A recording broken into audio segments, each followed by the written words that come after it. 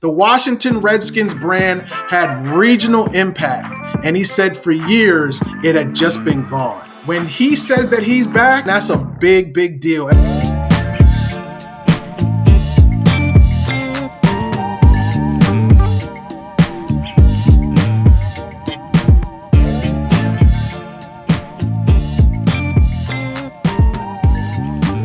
What is going on, everybody? Welcome back. Special episode this week. Our friend of the program, Mr. Lou Holder. Lou, welcome back to the channel. It's so good to be on with you guys, man. That's awesome.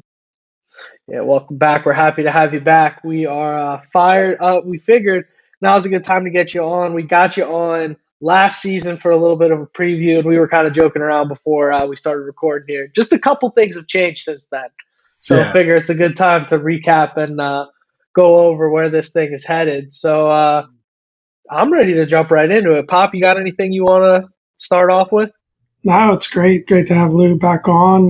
Been meaning to do it for a while. Just things get all busy and everything. But what's new with you, Lou? Anything you wanted to bring up before we jump in? Oh, no, it's just, as you guys said, the last time we talked, it was a whole different scenario. So there's so much we could talk about. There's so much that we could rehash. But yeah, wherever you guys want to go, I'm ready to roll. Awesome. Cool. Let's do it. Yeah. Well, as we've learned, I think the most powerful lesson you can learn as a Commanders fan is the only thing constant in this life is change. So we've got a whole new regime, a whole new quarterback, a whole new owner. It is a wild world we're living in. So I think we're going to try and stay off the past this episode because there's just so much excitement about the future and about where this is headed. So I guess I kind of tip my hand on my thoughts on Jayden Daniels, but go ahead. Let's go right. Let's not bury the lead here. Let's go right to it. Lou, give us your Jayden Daniels breakdown. How you feeling about him? What are your thoughts, impressions, whatever you got? Yeah. Well, for me, the quarterback or the number 2 pick in the draft that they were going to select, there wasn't really a defining line to me on who was just so much better than the other, right?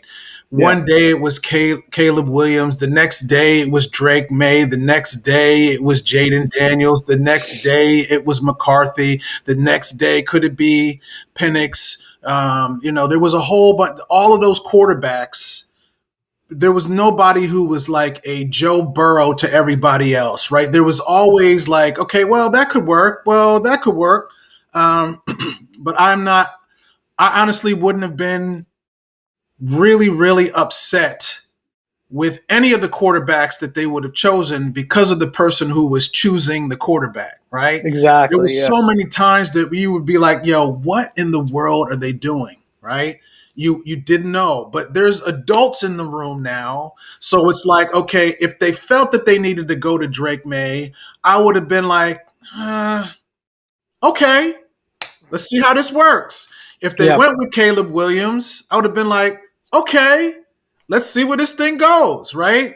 There was no scenario where I would have said that this Adam Peters-led front office messed up, because there was not a real defining line between all of them. They all had a different skill set that I'm sure that Adam Peters could have, and Dan Quinn and Kingsbury all could have worked with, right? What I am happy about was that there was they stuck to it. There was no foolishness about trading up and overextending for somebody who really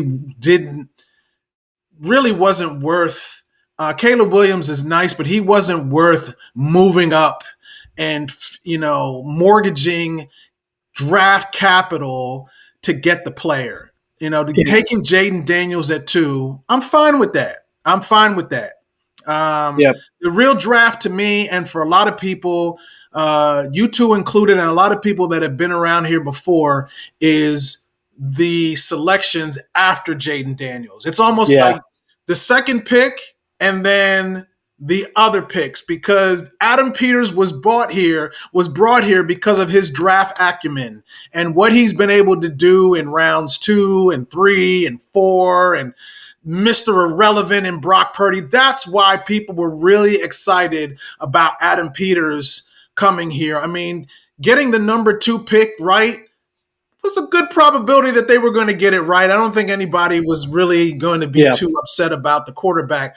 But it's the picks afterwards that you're just like, yo, we now seeing a football mind at work. This is how it works. Yes, sir. This is how it works. I screw all of you. I'm picking the best player available, and I'm going to do what I do because I've been doing this before. And nobody at the end of the day was saying, wow, the Commanders messed up. Everybody's giving them A's, and because of the person and the people in the room who are making the picks. So I as somebody who has watched this fail so many times, and has somebody who's seen, just praying that a Jamin Davis was going to work or something else was going to work, that every person that was picked here in this draft is, along with the free agents that have already signed, is going to turn over this roster in a way that we have never seen before from one year to the other. And that's exciting for me. Yeah, I think that's spot on. I mean, I have to admit I was all in on Jayden. I just got to the point where I was really believing, in what he could do as a player and the excitement he can bring, and his skill set, not only as a passer, but also his ability to just be dynamic. But I was with you. Like I said, what Adam Peters and that crew know a lot more about ball than I do. And if they say it's Drake May or JJ McCarthy, I'm going to roll with it because, they obviously see something that we don't. Mm-hmm. But yeah, I mean, it's also, I agree. It's all about the process, because there's a gamble with any of these guys. Injuries could occur. They may not work out to be exactly what you think they were, but if the process is right and how you're going about selecting the players, eventually you're going to get it right. You're going to have more hits than misses. And we're right at the beginning of this roster turnover. I think what they're like, there's over 40 new players now that we've brought on board. I mean, it's going to look really different next year. Yeah, and that was the point that I had made, I think, in our last episode, or maybe with some of my friends. I'm talking so much Commanders, I don't. It's hard for me to draw where the lines are. But I had said, the draft, the main excitement for me coming out of the draft, of course, I'm excited about Jayden Daniels. Look, I'm 27 years old. I've never seen a successful quarterback in DC. So, of course, I'm excited about that prospect. But what I'm most excited about is the fact that this draft shows, look, maybe Jayden Daniels isn't the guy. Maybe Dan Quinn's not the guy. But this regime and the way they're going to build this roster, if this whole thing blows up in the next 2-3 years and doesn't work out, whoever takes over next time is going to be in a great position moving forward, because they're building this thing the right way. Because, I mean, the closest thing we had to a head scratcher, we've had a lot of head scratchers these last few drafts. Let's just call it what it is, not to name names or be disrespectful. We've had a lot of head scratchers. The closest thing we had to a head scratcher was them taking a defensive tackle at 36, who a lot of guys had in their top 15, top 20 on their draft board. And then you go, wait a second, they're building this thing not just to preserve their job for next year and to get 8 wins and say, oh, but we were so close these couple of times, it easily could have been 10. They're building this thing to win 12 games 2 years from now and then sustain that. And that's where I start to get really excited. Yeah, because, I mean, Adam Peters and Lynch and Shanahan, they weren't that successful in year number 1 together. It took them a couple of years to get to a point where there's sustained success in San Francisco.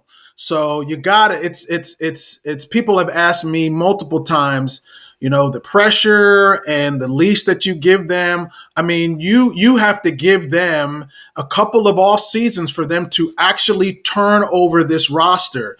And they're before we were playing with checkers. Now people are playing chess, right? Yep. And it's just so fun to see now that, you got a lot of guys that came in, free agents that came in on 1-year deals. You got these rookies that are coming up mixed in with the talent that we already had here that were not coached. And therein lies now the biggest thing going forward. We all heard that iconic, a quote from Bill Parcells about if you're going to let me make the meal, you got to let me get some of the groceries, right? So now the groceries have been attained, right? You got to have Dan Quinn, Kingsbury, and Witt. They got to be able to make this meal.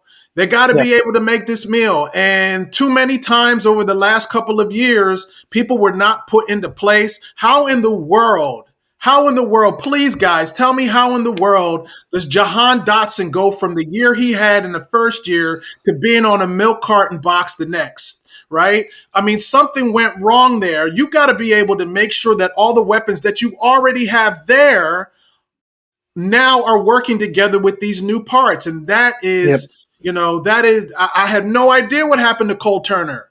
But now with Ben Sinnott and Cole Turner there, I just feel that, whatever happens, I just feel that now is the time. And we thought we did the same thing last year with Eric Bieniemy and Jack Del Rio. The real people that I'm going to be looking at is how those coordinators get all these players to start playing together. Because as much as I think that was probably the most talented 4-win team I have ever seen in the NFL. There was so much talent there that was just not used. And I just feel that what they did is in the draft, they went after best player available, because you needed to. I mean, people are like, well, why would you get Newton? Well, do you all just realize that we gave up Sweat and we gave up Young? You're going to need somebody to be filtered in with Payne and Allen to keep that thing going. I mean, you're going to need a dog in there. So at some point, you're going to have to get a defensive lineman because you lost two. Right? So I just feel that I see what they're doing, and I guess a lot of people could see what they're doing because it doesn't really take much to know, what you needed. And I feel that they filled a lot of holes in the draft. And like you said, it's going to take maybe a season or two to get them into a place where they're, like you said, going to be sustained for a while and not just a one hit, hey, this team did only win 4 games last year. It's going to be a while. It's going to be a minute. Without a doubt. Like, fans do what they do, and we're guilty of it too. Dom and I, you target certain positions, and you feel like, well, tackle's not a position of need, but there's no position group in that defense that really played to a level that you'd say they're untouchable.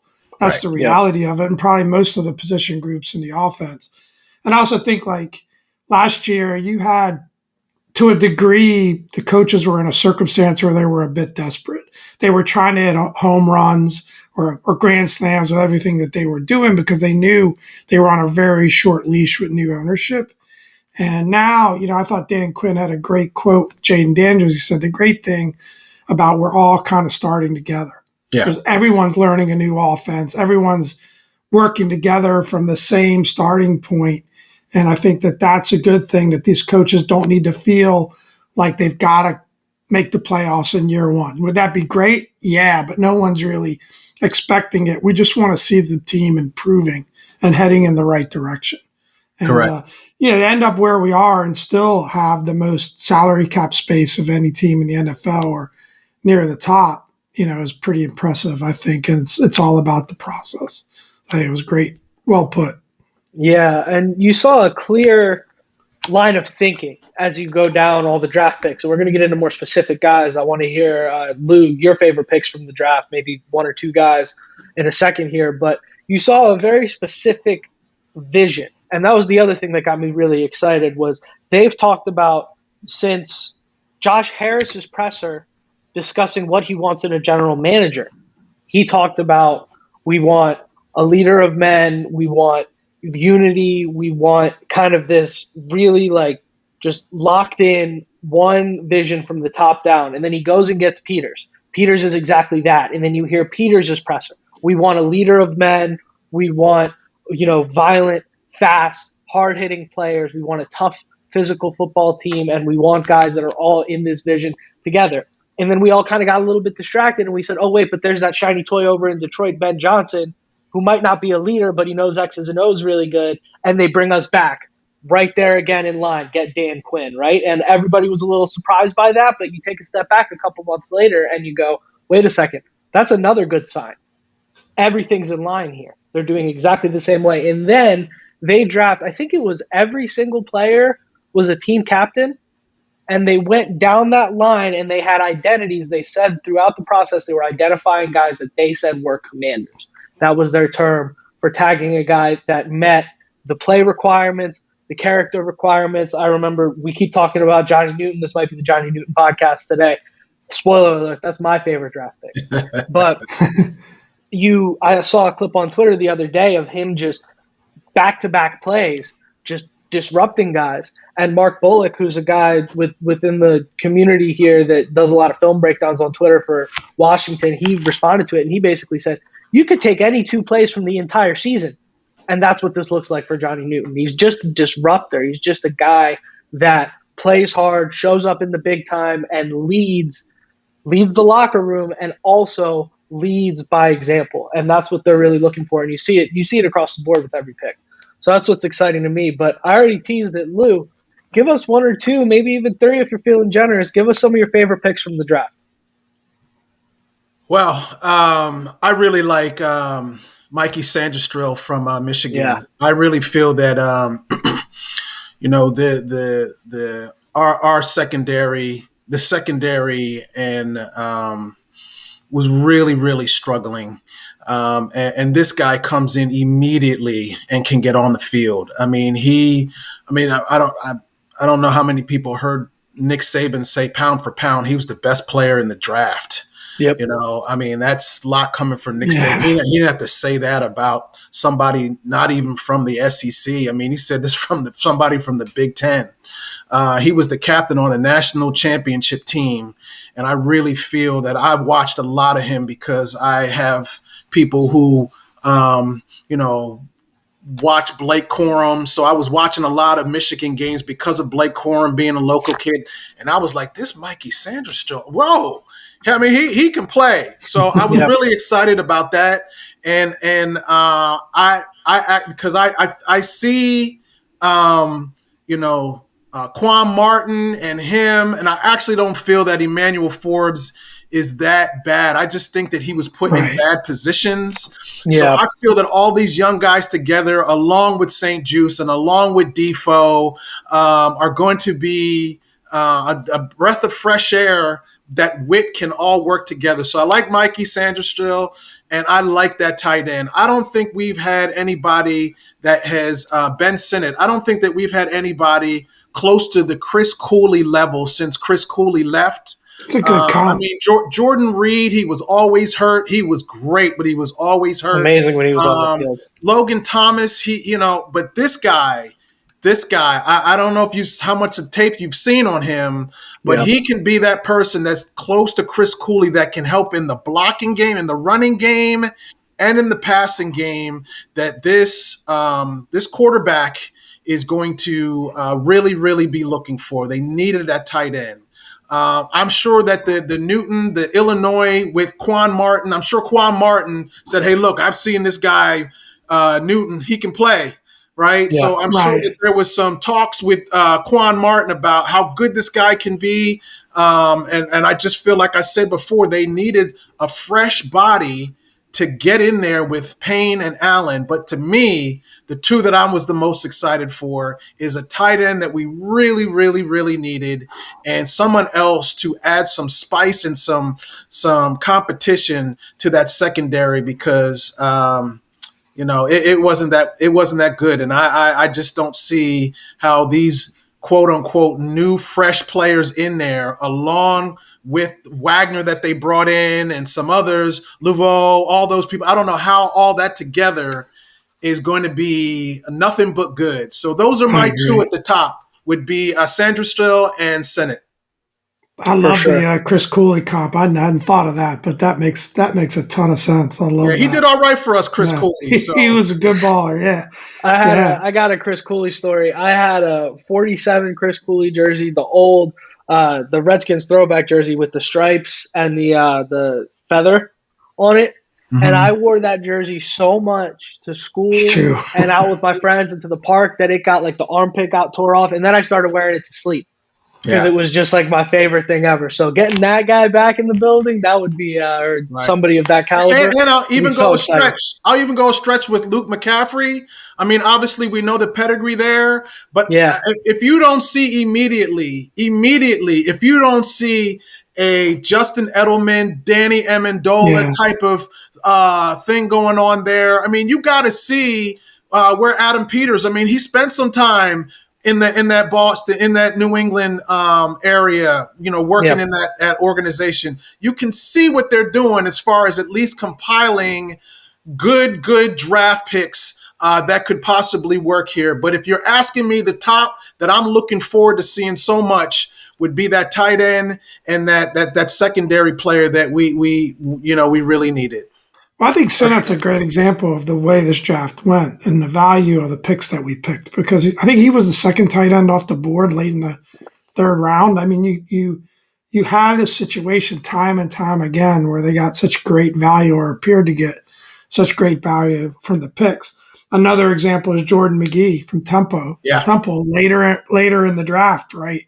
Was a guy that just seems like so much value in terms of where we picked him. So yeah, I don't have much to add to that. That's great. I agree with Dom. I love the Johnny Newton pick. I feel like that's just the right thing to do. Even though at the moment you're going, oh man, would have loved to have gotten a offensive lineman, and even a Brandon Coleman. I mean, I know we're kind of running through them all, but more and more that you see people like Logan Paulson review the tape.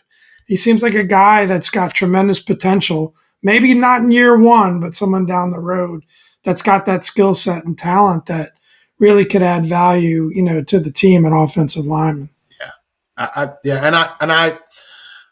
I want to just preface, and everybody knows this. I mean, yes, they had the draft capital, and a lot of people wanted them to package those two picks and move up to see if they could get a lineman. Everybody I was wanted one. that, right? Yeah, There's two we parts to predicted that that. here. One, you have to have the draft capital, but on the other end, you have to have a trade partner who wants to do it, Definitely. right? Yep. That did not happen. So in previous drafts where you can be like, come on, did they really did Ron Rivera, did all those guys do whatever they could to get an offensive lineman? You just don't know. Here, you got to actually say to yourself, they did the best that they could, and they said that they weren't going to mortgage what they, more than what they needed. Like you said, they still got a lot of draft capital left. Again, they got Allegretti in free agency. They got some other pieces, and this guy Coleman can play tackle and guard. Like he's Yeah. versatile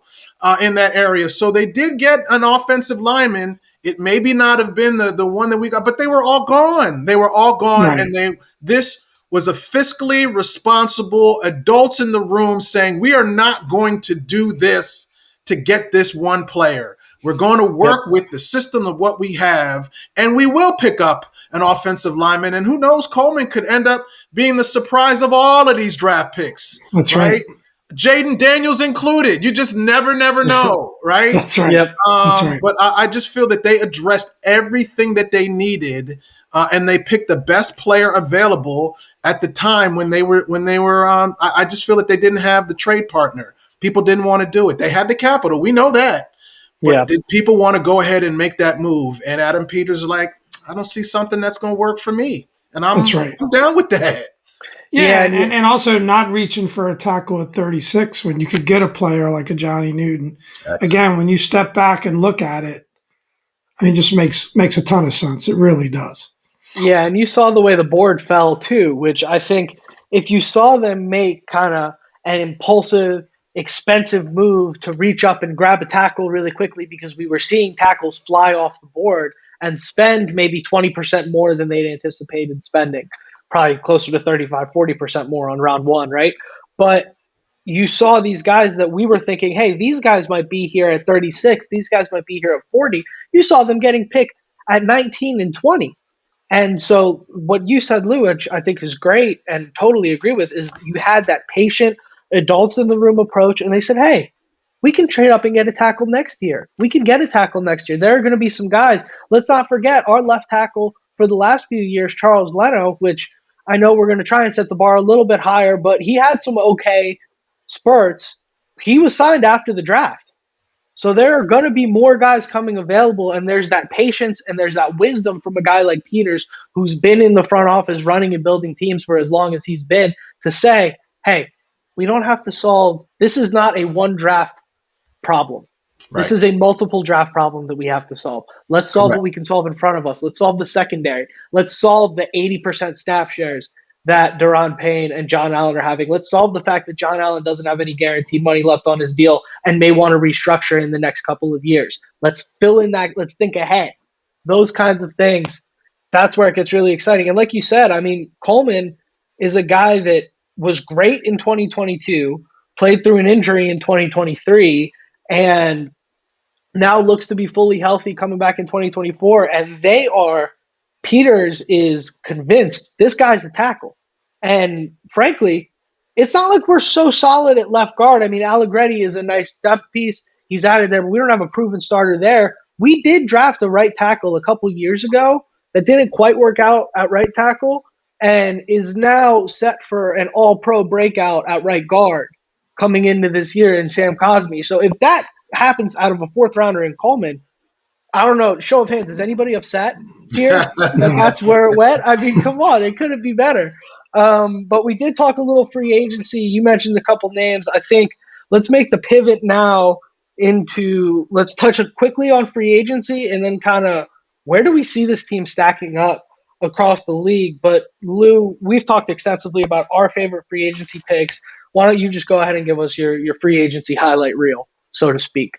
I mean, I think Wagner, to me is at the top, not only because of, I mean, he's just, he could come in right now and be the captain of this team. Like he's up there as far as, you know, when you're in the defense now, who was the real leader in that defense? Right now, to me, he's right up there, even though he's not even played a snap yet. His body of work, I mean, he's done more on the defense than anybody that's there now on the defense. So, I mean, Allen, Payne, all those, they should be looking at Wagner. That's the leader that they needed, that defense needed. They were a rudderless ship at defense last year. They had a lot of talent, but they didn't have somebody who was going to be a leader, right? Yep. I mean, Allen and Payne, they're great. I mean, and you know, Allen did have some leadership moments, but somebody who comes in as a Super Bowl champion, that's it. And he's got stuff in the tank. So already he's going to raise Jamin Davis's level in the linebacker core. He's going to be able to dictate a lot of stuff, a la London Fletcher when he was here. Yeah, I mean, you're going to see that immediate, you know, bow down to, okay, hey, look, right? You have the hardware and you have the experience that we're going to listen. And I just feel that that's what that defense needed at key times. That both those Giants games, there were a couple of well, you needed somebody who was going to be there to bring everybody together. And I just feel that Wagner, for me, Ertz is another one that, you know, is just, you know, his pedigree. He's been there. But those two are my favorite as far as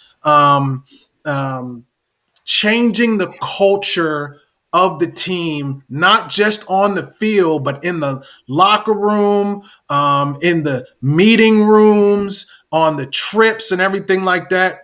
You don't have a Super Bowl you did not have a Super Bowl champion that was sitting there.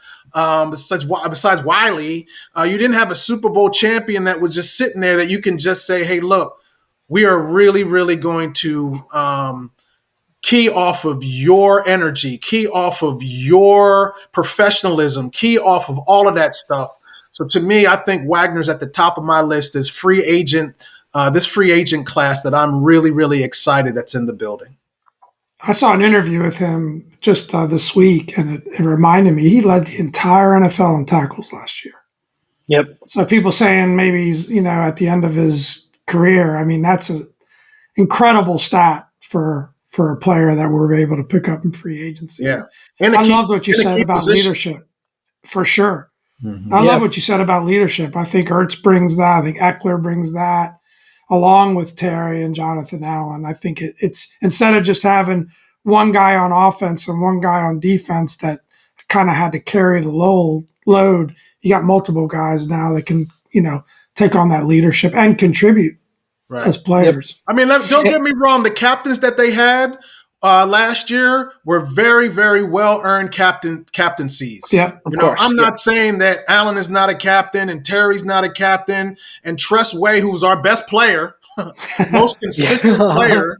That's another story altogether. If your punter's your most consistent player, but nobody made the Pro Bowl, and this team won 4 games last year. So at the end of the day, 3 new key parts are coming in: a head coach, offensive, defensive coordinator. Nobody has any type of history with these people except, hey, look, we starting all over again. We starting all over again. There could be a new captain. There could be 3 new captains, right? I mean, that's the whole fun about this thing. It really, and I think Jahan Dotson said something.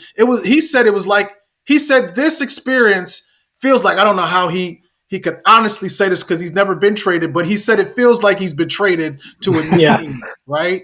I hear in theory what he's saying because it's all new. It's all new. Everybody in there is new, and they are really starting together as one. And it's very, very rare. That's why it's so exciting around this time, because it's very rare that a new owner gets to pick his new GM and the new GM gets to pick his own head coach, and then the own head coach gets to pick his offensive and defensive coordinators. That usually doesn't all happen at the same time, because the top part of it, the owner, is very rare to get a new owner. And I just feel that this is a unique situation in Washington, that everybody is starting at the same start line. And the patience that Josh Harris showed through last year and getting to this point speaks volumes too, right? Because he didn't just, jump the gun and start making a bunch of changes too quickly. He was able to kind of do it the right way, and then we all start on a level playing field. So, it's great. Yeah, and the timing of it in the way that it worked out too, I thought was just it's just lucky for the franchise, honestly, in that, the timing of a guy like Josh Harris, who has already been in the NFL for a while, is now he's the guy the next up. He's the next up to buy a team, and then our team becomes available. That's lucky, right? We don't end up with a David Tepper or something of that situation, We end up with, we're in great hands, right, with Harris. And then Adam Peters finally ready to go ahead and leave San Francisco. That's amazing timing that works out. And then the head coaching class I haven't seen a head coaching carousel this full of talent in a while. I mean, I remember I said to Pop pretty early on when everybody was super high on Ben Johnson, I said, look, Dan Quinn is a guy that would be the number 1 candidate in 75% of years. It'd be the Dan Quinn chase. And he was obviously not the most hailed after candidate during the process, but the perfect guy for this job. Yeah, even someone like a Raheem Morris who ended up in Atlanta. I mean, I know we were really high on him too. Like there were good options available for sure.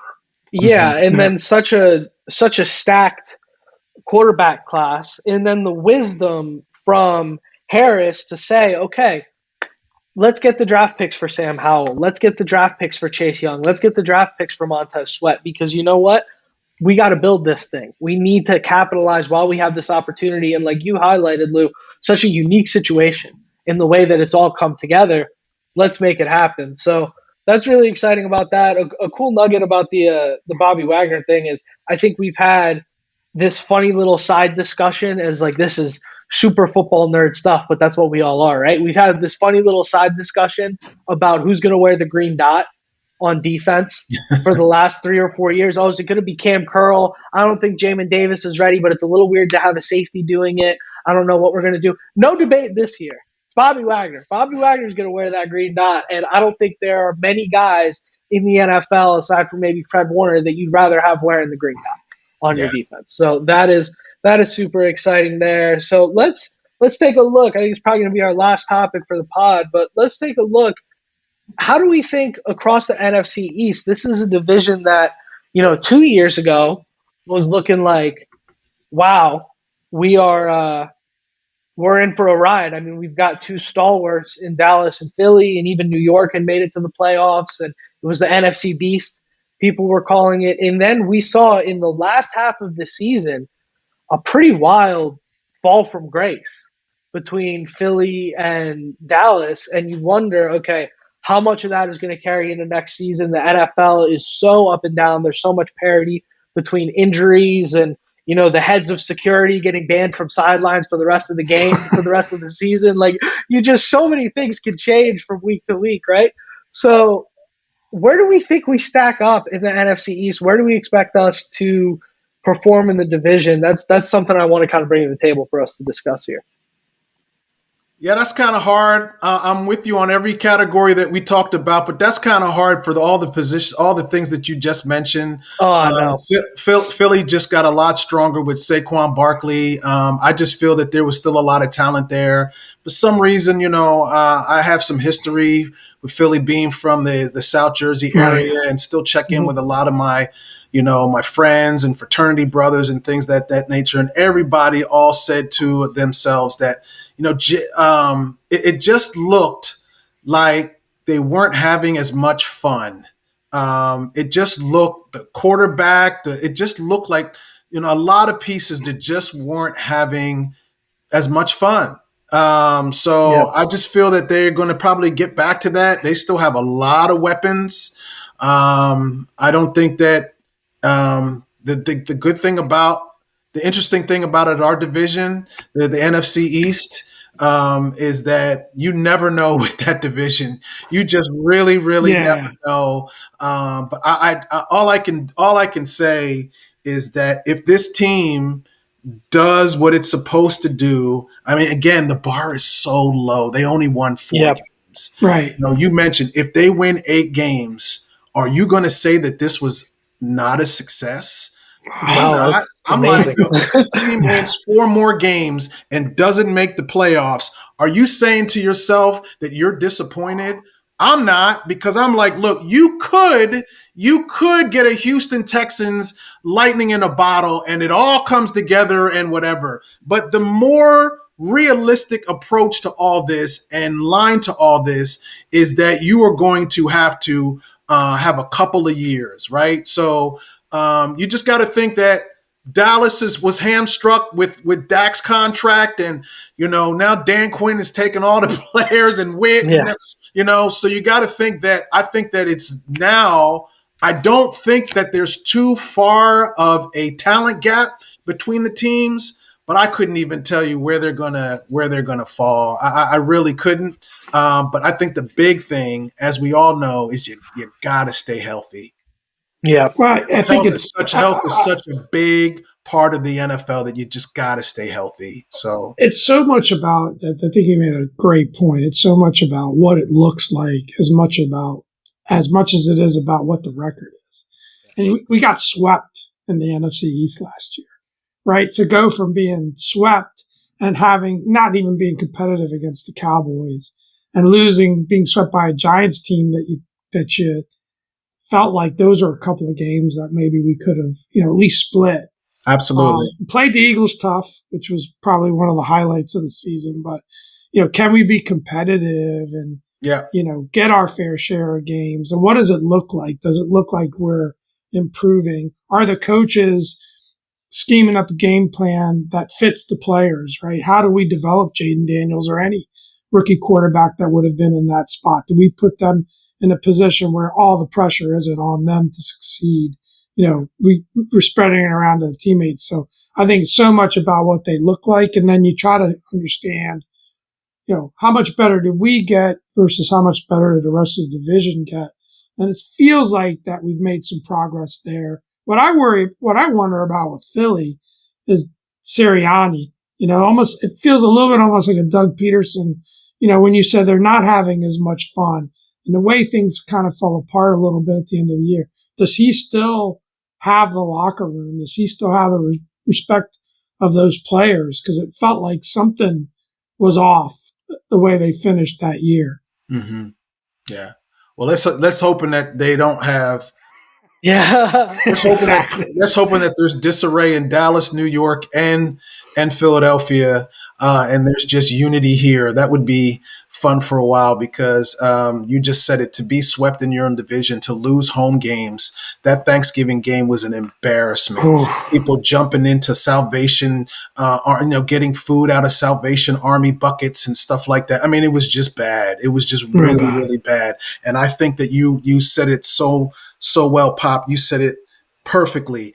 It's how you are playing and the competitiveness that you are in these games that is going to say a lot, because again, this is a new head coach, a new offensive and defensive coordinator that kind of got to get themselves on sync a little bit on what they're doing. Sure. But I just feel that there's talent where if you knew how to use that talent last year, I don't think you're winning just 4 games. I think you're winning a lot more because, again, there's a fine line between winning and losing in the NFL, and it's not like in some of those games that they weren't competitive enough, right? But my goodness, that Miami game, the Dallas game, there were a couple other games where I'm in the press box like, this is embarrassing, Totally.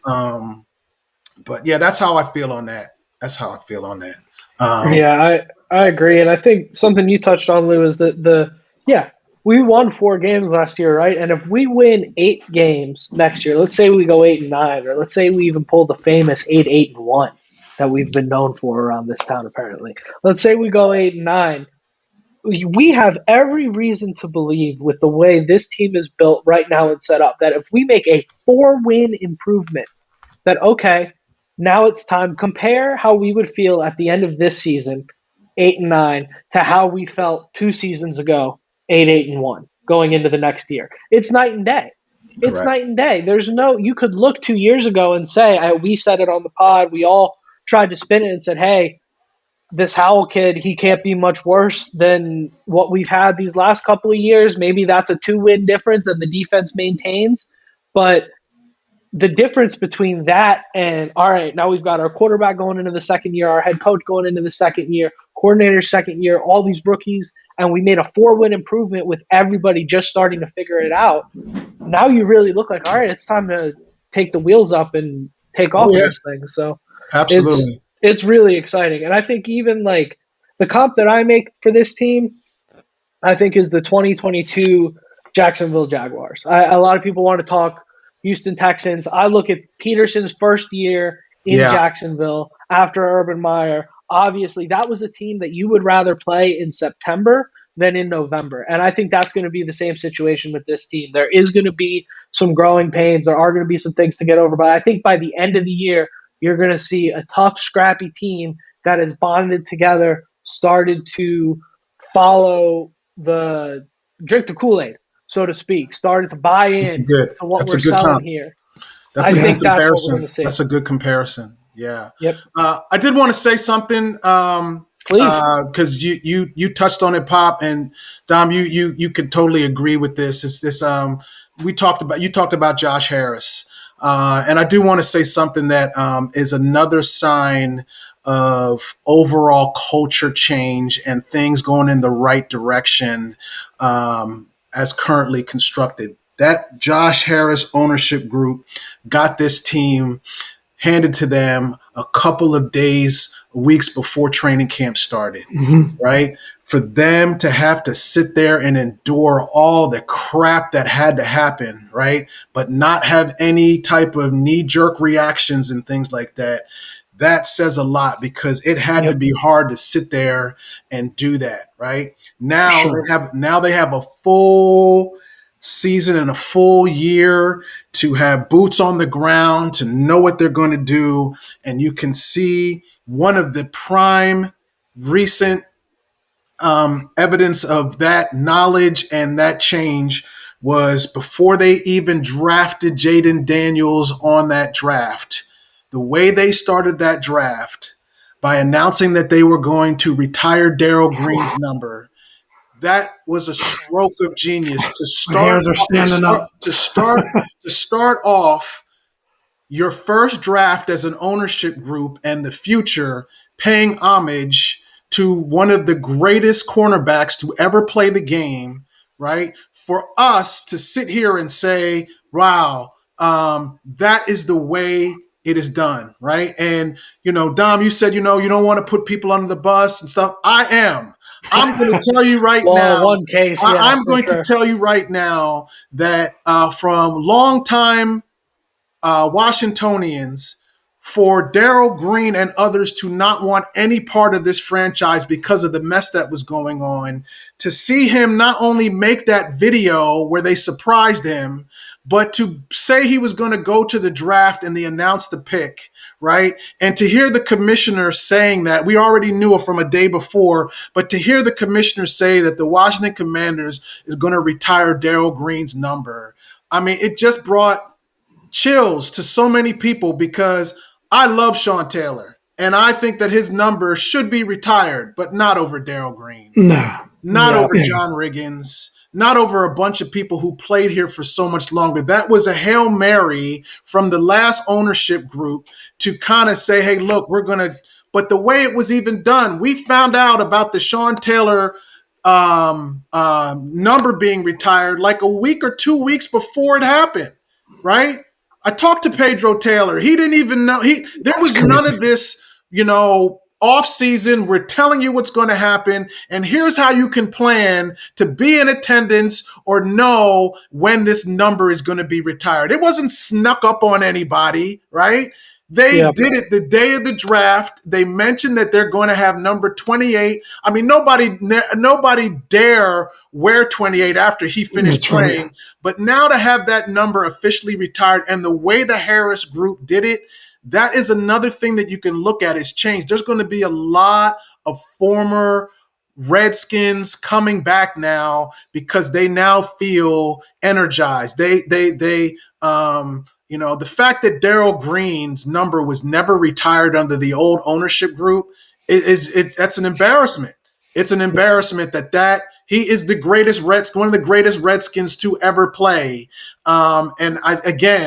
The number 21 definitely needs to be retired, but the way that was done over 28 and some others, I think that it's being rectified. And I really, really wanted to bring the optics and the PR into play here because that means a lot to the people that knew the time, the bridging the Charles Mann and the Dexter Manley, that they would come to the stadium and participate in some things. But now you can see, he said it. Darrell Green said it, I'm back. Yeah. He said it, I'm back. I mean, how great is that to hear that one of your greatest players who was maybe jettisoned from the franchise feels good to come back, not because he didn't love the franchise, is because the drama and the mess and all the stuff that was going on, Darrell didn't want any part of that. Charles didn't want any part of that.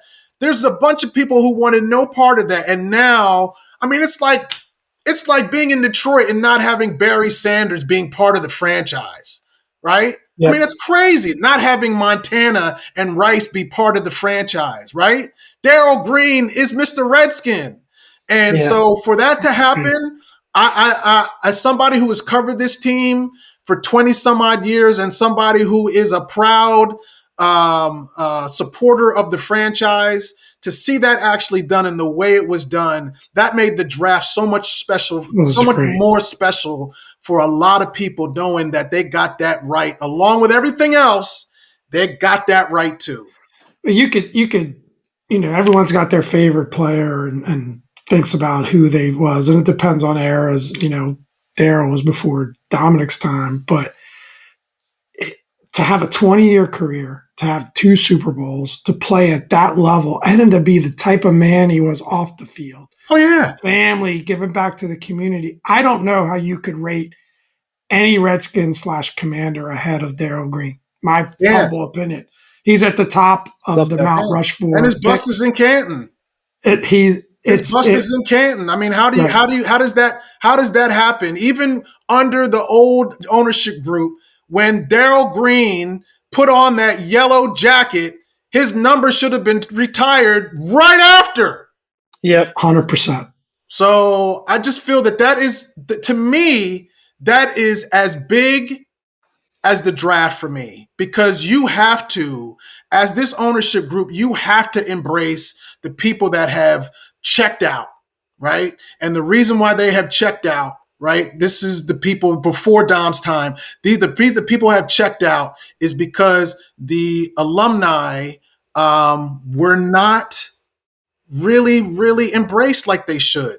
It's the alumni and it's the effort to connect with the community, and that's what Correct. I really hope we see as well. Mitch Rails was Yep. quoted Yep. recently talking about creating a Hall of Fame outside the stadium, and then creating free trips for young kids to go, and where the team pays all in. That's how you get fans. That's how you build generations of Yep. fans connecting to the community and And building it that's what that they need to way. do. That's what they need to do. 100%.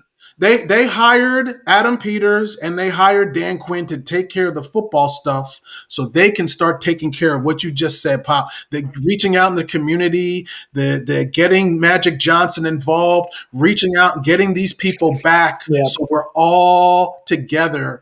Because I remember I did an interview with Darrell Green and I asked him about what we're just talking about. And he said the biggest disappointment for him is the lack of impact that this team had, and now he said it was like it's just been poured out on the street, right?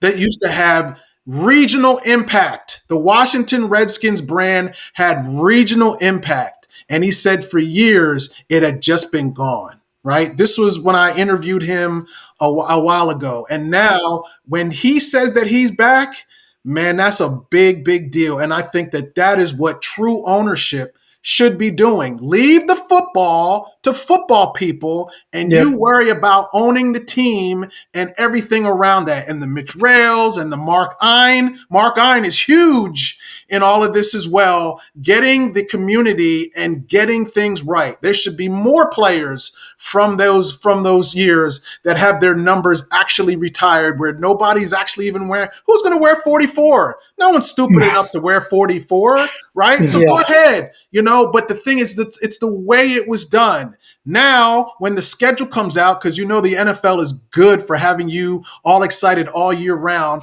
In a couple of weeks, you're going to have the schedule being released, and everybody's going to want to know, when is that game where Darrell Green's number is actually going to be retired? There's not going to be no guessing.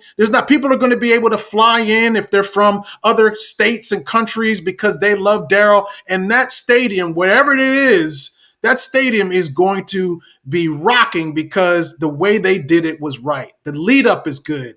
Everything is good. Nobody is questioning anything with this Harris group because they only just got the team less than a year ago. And Tom, I don't know about you, but I'm fired up. I'm ready to run through a brick wall. It just can't be on the field. It just can't be on the field. It has to be all the other reasons why this is a crown jewel of the NFL. And a lot of that is because of the community impact that this franchise once had. And it's just slowly but surely over the last, don't want to revisit it, but over the last 20 years, slowly but surely, it's just been poured out. And now they're trying to get it back. And in less than 12 months, I think they're doing a pretty good job. I grew up 15 minutes from RFK Stadium, just in PG County, and there wasn't any question. All of my friends, everybody I went to school with, except for the occasional, Dallas Cowboy fan that just wanted to be contrarians, it was 100%. Everybody was all in, on being a fan of the team and supporting the team. And like you said, it was that sense of community. And for me, that's how I connected. My parents coming over from Italy, they adopted the team and they loved the team too. So I was like, the entire community was connected, and we've lost that. And hopefully it's a different time, it's a different era, but hopefully we could start to bring that back. Yep. Right.